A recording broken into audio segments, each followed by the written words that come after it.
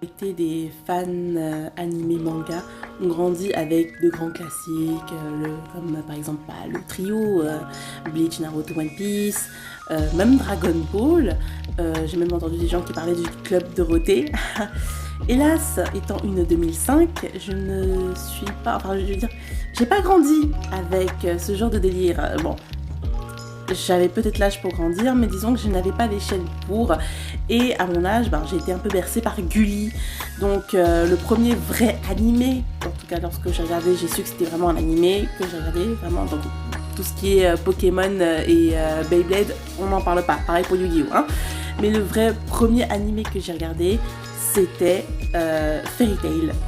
Et donc, juste devant vous, je vais pouvoir dire du bien de mon animé préféré. Bon, un peu de mal aussi, mais plus de bien que de mal, parce que hélas, je ne comprendrai jamais, du haut de mon jeune âge, pourquoi est-ce que les gens détestent autant Fairy Tail. Même si je sais un peu pourquoi, mais je vais vous expliquer ma mentalité. Donc salut tout le monde, je suis SF Jackals, oui, je suis de retour pour une toute nouvelle vidéo et aujourd'hui je vais vous parler de mon tout premier animé depuis que j'ai 13 ans, Fairy Tail.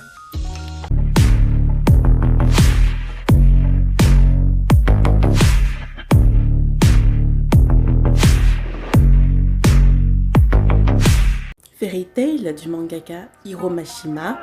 Le manga date de 2006 et l'anime date de 2009. Est un animé de type, on va dire, shonen. Et pour ce qui est du shonen, vraiment, premier degré, on sent bien, ça sue bien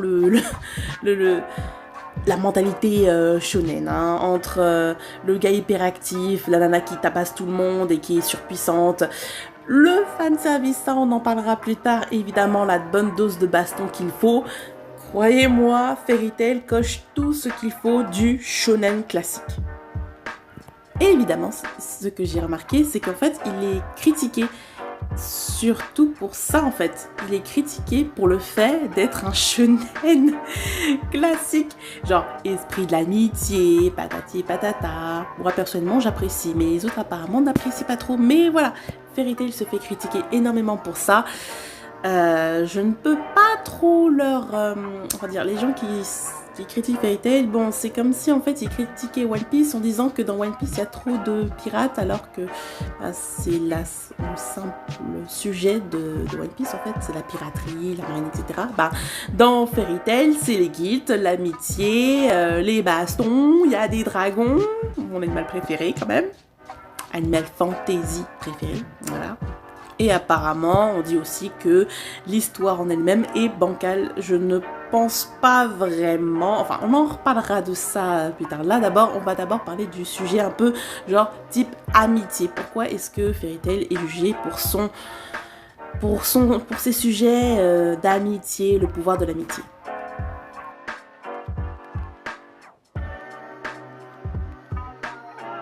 Le pouvoir de l'amitié dans Fairy Tail est quelque chose de redondant qui revient très souvent, surtout à la fin d'un combat final contre l'ennemi. Natsu se rappelle de ses amis, se bat pour ses amis, se bat pour Erza, pour Lucie, etc. Et se relève et tabasse l'ennemi une bonne fois pour toutes, pareil aussi pour Lucie, etc.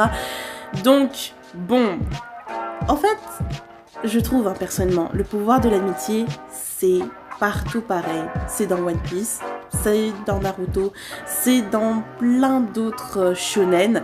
Et en fait, le truc avec One Piece, c'est que certes, c'est redondant, certes, ça fait comme les autres animés, mais en fait, le truc, c'est que j'ai surtout l'impression que c'est trop classique. Genre, le pouvoir de l'amitié, c'est utilisé de façon assez, on va dire, classique dans Fairy Tail, ce qui fait que, bon, il y a des gens qui commencent à en avoir, certes, voilà, un peu marre de ce délire. Et c'est donc pour ça que Fairy Tail est extrêmement jugé. Dans Fairy Tail, il y a quand même, voilà quoi, ils utilisent quand même un pouvoir extrêmement puissant. Je sais plus comment s'appelle ce pouvoir. Ça fait longtemps que je n'ai pas regardé Fairy Tail, mais voilà. Il existe des tas de pouvoirs qui est, on va dire, lié au pouvoir de l'amitié. Donc je sais plus comment ça s'appelle. Pareil aussi pour combattre Agnologia lorsqu'il utilise un énorme pouvoir qui rassemble tout le monde, que dis-je, le continent entier. Ennemis comme amis se rejoignent pour battre Agnologia, etc. Même s'ils ne le font pas vraiment de façon très physique, hein, parce que pour ça on l'appelle les chasseurs de dragons. Non, voilà. Donc oui, c'est beaucoup jugé là-dessus, mais personnellement je trouve qu'en fait c'est ça qui rend Fairy Tail assez beau, je dirais. Oui, je suis en train de réparer les pots cassés. Je vais vous expliquer par rapport au pouvoir de l'amitié dans Fairy Tail. Ben, c'est justement ça, le pouvoir dans Fairy Tail, c'est le pouvoir de l'amitié, parce que Fairy Tail, c'est une guilde qui parle, enfin qui a un thème, on va dire, assez familial, assez...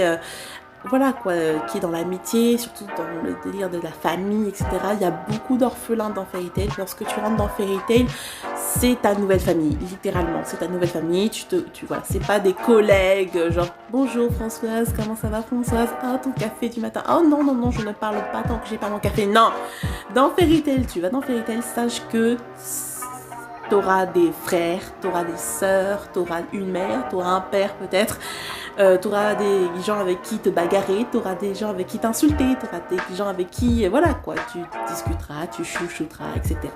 Bref, Fairy Tail, c'est une grande famille, et dans cette grande famille, étant donné qu'il n'y a pas de lien de sang, mais uniquement des liens de cœur, c'est pour ça que l'amitié est extrêmement importante. Parce que c'est littéralement le pilier numéro 1 qui forge Fairy Tail. Dans cette guilde, il y a quand même eu pas mal de couples aussi, hein, qui se sont formés. Bon, je parlerai des couples plus tard encore, désolée, hein, il y a tellement de sujets dont je dois parler. Là, on est sur le domaine de l'amitié. Bref. Lorsque un manga / animé a pour but principal, a pour thème principal l'amitié, le pouvoir de l'amitié, ça se dit même dans leur dicton de Fairy Tail, la famille, c'est très, voilà. Si t'as un problème ou quoi qu'est-ce, crois-moi que toute la guilde va venir pour t'aider, pour te sauver, et c'est justement le thème profond, c'est l'âme de cet animé-là, qui va s'entrer dans les clichés, mais voilà, c'est ça aussi qui fait toute sa force, sans oublier aussi, voilà quoi, le maître de guilde, voilà, Makarov, qui vient souvent pour mettre, voilà quoi, pour dire des leçons de vie très importantes. Franchement, Fairy Tail, ça m'a sauvé la vie. Avant One Piece, avant que j'ai pu voir One Piece, parce que j'ai vu One Piece, je crois que c'était en 2020. Avant, bon voilà, c'était Fairy Tail, je mets Fairy Tail en top 1, voire top 2, parce que, voilà quoi, on va dire, j'ai commencé Fairy Tail, j'étais en 5e ou en 4e, donc je dirais peut-être à mes 13 ans, voilà, dès le début de mes 13 ans, 12 ans, jusqu'à mes 15 ans à peu près, parce qu'il y a quand même 9 saisons, je suis désolée.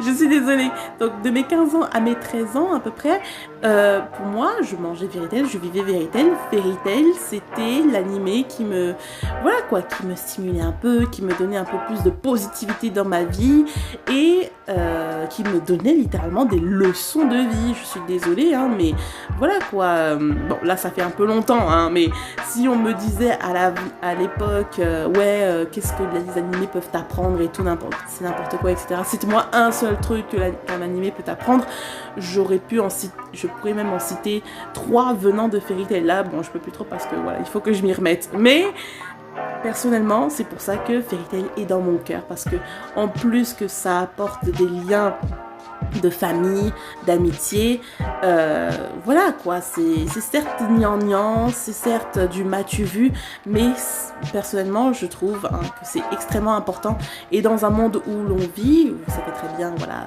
les petits sujets, j'ai pas envie trop d'en parler, mais voilà, personnellement, j'ai des petites pensées pour ce genre de choses, et voilà, dans un monde où on vit, personnellement, voilà, étant donné la France, liberté, égalité, fraternité, je suis désolée, mais je ne ressens plus ce genre de mots dans la France. Franchement, voilà, c'est assez compliqué. Donc, dans ce monde-là où c'est du m'as-tu vu, c'est du chacun pour soi, etc., je trouve quand même que ça fait du bien de regarder de temps en temps ce genre d'animé un peu, je dirais, gnangnan. C'est pas, bon, pour moi, c'est pas gnangnan, mais pour vous, ça l'est. Donc, voilà, un peu gnangnan, un peu du m'as-tu vu, mais qui a, je trouve, ce côté assez basique pour un peu nous remettre les pendules à l'heure. Je parle d'un thème mental, bien sûr, pour nous remettre les pendules à l'heure, pour dire, bon, voilà, certes, ta vie est peut-être un peu nulle, sombre, etc., mais déjà, de un, tu n'es pas tout seul, et de deux, tu peux compter sur ta famille. Si ta famille est bancale, tu peux compter sur tes amis. Quoi qu'il en soit, tu n'es pas toute seule. Il y a des gens qui sont autour de toi. Voilà quoi. L'être humain est un être social, non un être qui est individuel. Bon, c'est bien l'individualité, il n'y a pas de problème lorsque tu as des objectifs et quand tu veux créer des choses. Mais quand ton but est de créer des liens, quand ton but est de créer de l'amitié, quelque chose, un lien avec un être humain, pas d'animaux, mais un être humain, je trouve quand même que c'est assez bien de connaître certaines bases. Je parle par exemple dans le domaine de l'amour, dans les couples, dans certains groupes d'amis où voilà, tu vois un trio, mais en vérité c'est plus un duo caché, des trucs comme ça, voilà. C'est quand même, je trouve ça assez bien de recentrer des bases d'amitié, des bases de mentalité assez gnangnan, mignon, bisounours, mais qui font tellement du bien au moral et c'est ça en fait qu'apporte Fairy Tail. Donc oui, on peut peut-être mettre son cerveau sur off quand on parle de fanfiction, mais à part ça, personnellement, je trouve que voilà, si t'es un peu morose, regarde Fairy Tail. Ça te donnera un peu de lumière dans ta vie. Et justement, en parlant de fanfiction, c'est le nouveau sujet dont on va parler. Le fanservice. Le fanservice dans Fairy Tail, c'est tellement une histoire, une grande histoire d'amour. Franchement, ouais. D'ailleurs même, dès le premier épisode, on sent qu'il y a beaucoup de... Bon, personnellement, de mes 13 ans à mes 15 ans, je trouvais ça rigolo, etc. Après, ça m'avait saoulé, c'est vrai. Mais voilà, lorsque je sentais qu'il y aurait un petit fanservice quelque part, je zappais directement. Et puis bon, je trouve... Bon, au début, je me disais... Oui, bon, étant donné que c'est un animé... Je suis désolée, ne me jugez pas, mais j'avais 13 ans, 14 ans. Je trouvais que l'animé Fairy Tail était plus destitué aux garçons qu'aux filles. D'accord, désolée, pardon, je sais, Fairy Tail est plus un animé, on va dire, mix de genre. Les filles comme garçons, on peut regarder et c'est ça que je trouve vraiment incroyable. Mais à l'époque, moi je pensais que Fairy Tail, c'était comme c'est un animé, c'est destiné aux garçons, c'est pour ça qu'il y a autant de boobs, de pastèques, pardon, excusez-moi, de pastèques, de pêche, tous les fruits dont vous souhaitiez. Nous ne parlerons pas évidemment de Grey. Bon, ça c'est plutôt pour la gendre féminine, mais bizarrement, moi personnellement, étant donné que c'était pas trop mon personnage préféré, ça ne me touchait pas. Ça ne me touchait pas qu'il était à moitié à poil. Non, personnellement, je m'en foutais un peu.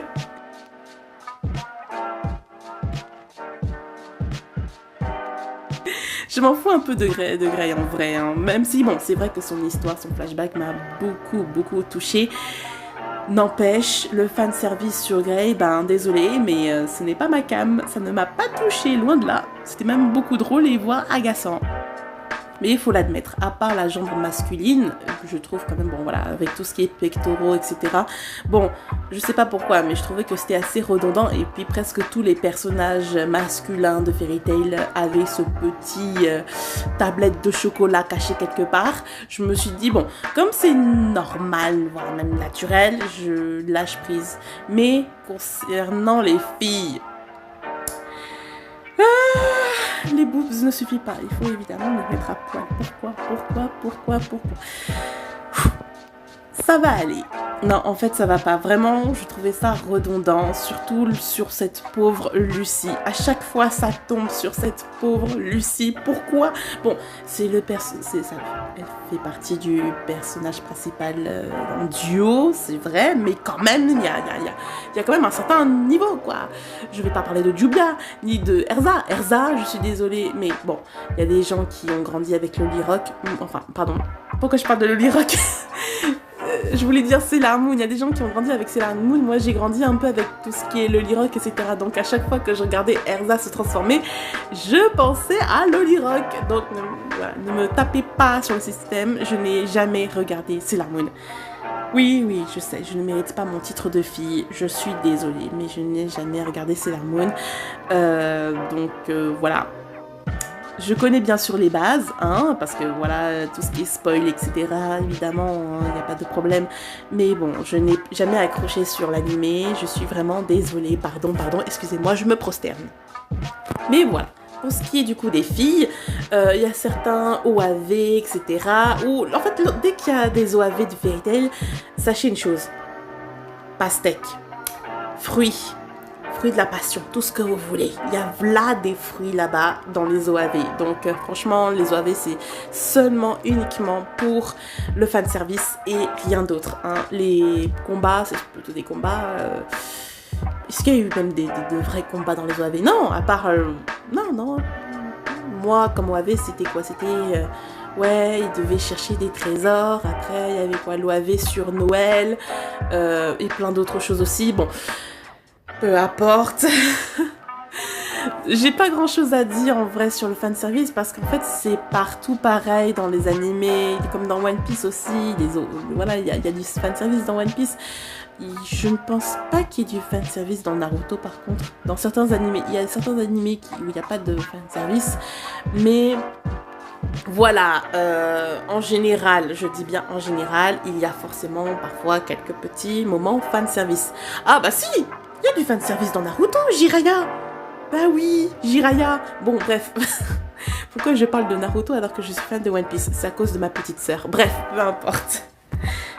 Tout ça pour vous dire que, voilà, il y a du fanservice partout. C'est vrai.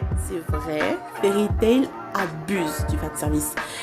Mais vous savez qu'il y a deux catégories de fanservice. Il y a la catégorie, on va dire, fanservice du physique, donc ça touche les personnages féminins, masculins, et il y a le fanservice dit action. Donc, lorsque vous voyez des bangers de personnages extrêmement puissants qui se battent contre d'autres personnages extrêmement puissants, ça aussi c'est du fanservice.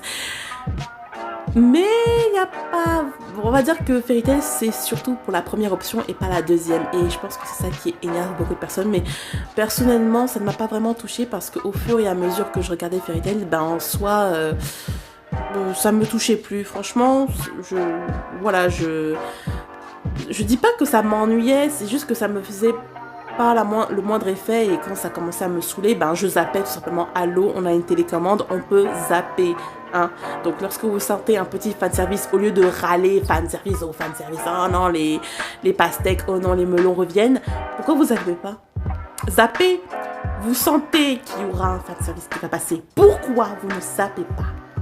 Vous avez une télécommande, vous avez des doigts lorsque vous regardez ça sur votre tablette, ordinateur ou téléphone, zappez.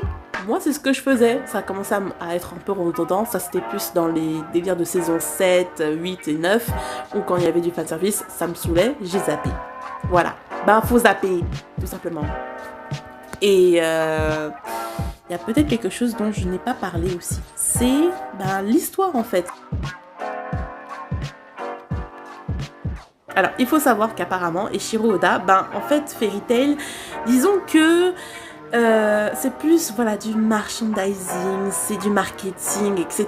Donc avant Fairy Tail, c'était dans un but humoristique, voire même un peu, on va dire, dans un one-shot. Voilà, Fairy Tail, c'était avant un one-shot. Donc, et le truc, en fait, c'est que lorsque ça a commencé, au fur et à mesure, les gens ont fini par kiffer étrangement, comme c'est bizarre. Il y a du fandom de Fairy Tail, il y a du fandom de Fairy Tail et j'en fais partie. Donc, lorsque Fairy Tail commençait à arriver, malgré étrangement son fanservice extrêmement abusive, les gens kiffaient. Il y a eu une année, des années plutôt, où Fairy Tail, c'était vraiment un summum, c'était un banger. Et au fur et à mesure, Hiro Mashima a fini par, on va dire, agrandir un peu plus l'histoire, petit à petit, de plus en plus, jusqu'à la saison 8. Et je pense que c'est ça, en fait. J'ai l'impression que malgré l'incroyable phénomène de Fairy Tail, je trouve quand même que Fairy Tail c'était peut-être un peu l'œuvre, m'as-tu vu, l'œuvre un peu bébé Gadam de Hiro Mashima, dans le sens où genre ah je t'ai fait vite fait, ah les gens aiment bien, ok d'accord je vais continuer, mais à un moment donné je vais m'arrêter, voilà.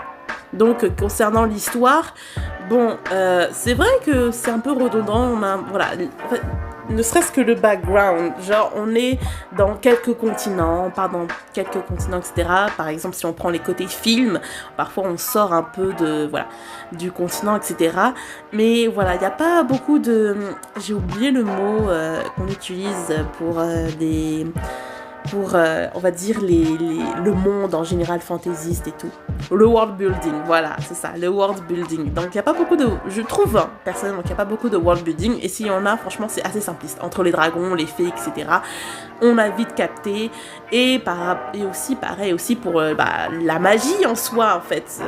Je sais que Fairy Tail, c'est pas ce genre d'histoire en mode One Piece où genre on raconte tout dans le sens où genre ouais mais d'où vient la magie, ouais mais d'où vient ceci, ouais d'où vient cela.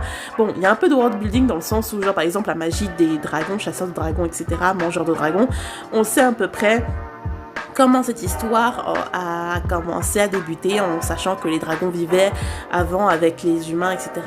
Voilà, on connaît un peu le world building de ce pouvoir-là, mais concernant le reste des pouvoirs, genre voilà quoi, comment l'être humain, comment un humain fait pour avoir des pouvoirs, comment...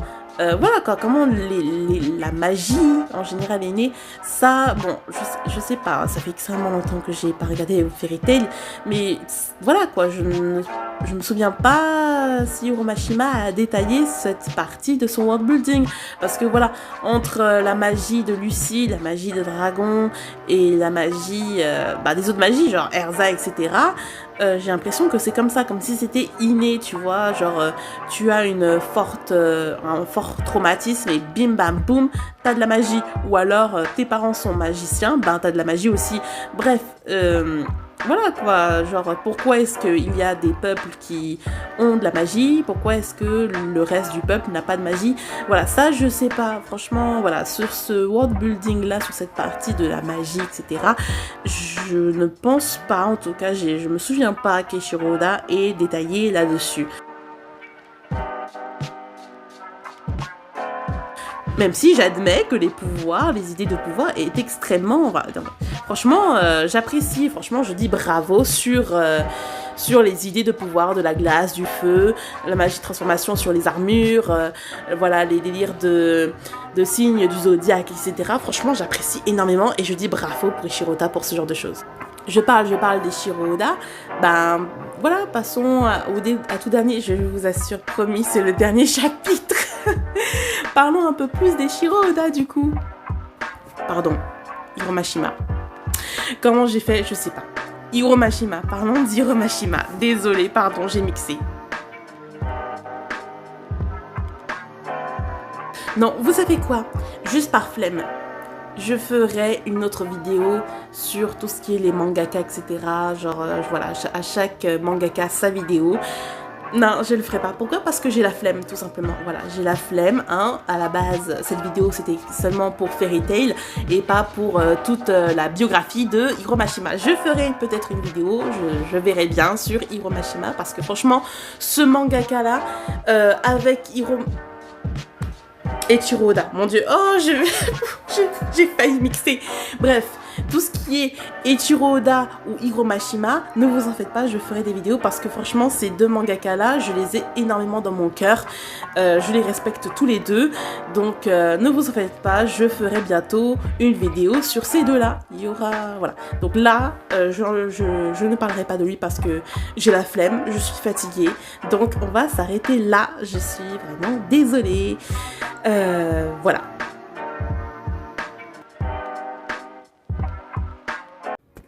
Donc, vous savez à peu près pourquoi est-ce que j'apprécie énormément Fairy Tail.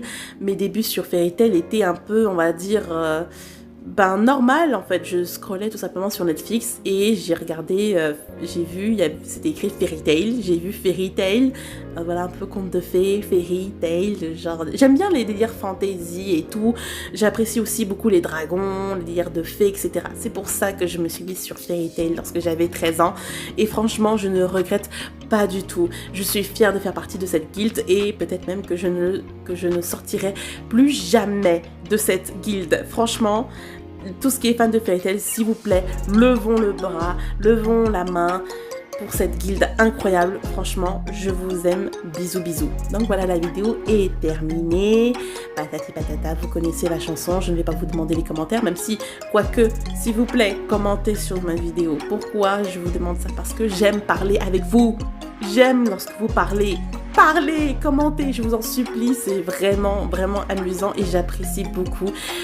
Merci aussi aux trois derniers abonnés que j'ai eus, voilà, qui sont venus. Bonjour à vous, hein. Et voilà, bonjour aux autres aussi, aux nouveaux. C'était SF Jackals. Bye bye.